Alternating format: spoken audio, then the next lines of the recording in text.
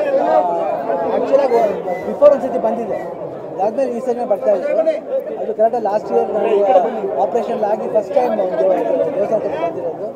And ಸುದ್ದಿಯವ್ರು ಹೇಳ್ತಾರೆ ಬಂದು MLA Swaroop ಅವರು ಭಾಳ ನಮಗೆ ಚೆನ್ನಾಗಿ ಇದು ಮಾಡಿದ್ರು ಆ್ಯಕ್ಚುಲಾಗಿ ಅಲ್ಲಿ ಬೆಂಗಳೂರು ಬಂದು ಇನ್ವೈಟ್ ಮಾಡಿದ್ರು. ನಾವು ಬರಬೇಕಂತಿದ್ದು, ಅದು ಏನು ತಾಯಿಯ ಆಶೀರ್ವಾದ ಬೇಕು ನಮ್ಮನ್ನ ಸೆಳ್ಕೊಳ್ತಾ ಇದ್ವಿ, ಅದೊಂದು ವಿಶ್ವಾಸ ನಂಬಿಕೆ.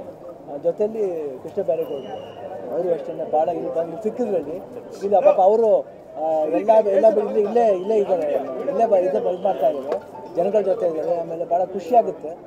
ಟೋಟ್ಲಾಗಿ ಇಲ್ಲಿ ಹಾಸನ ಬಂದು ತುಂಬ ದಿನ ಆಯಿತು, ದೇವಸ್ಥಾನಕ್ಕೆ ಬಂದಿದ್ದು, ಜೊತೆ ಜನಗಳು ನೋಡಿದ್ದು, ನಿಮ್ಗಳು ನೋಡಿದ್ದು ಎಲ್ಲರೂ ಚೆನ್ನಾಗಿರ್ಬೇಕಂತ ಹೇಳ್ತೀನಿ.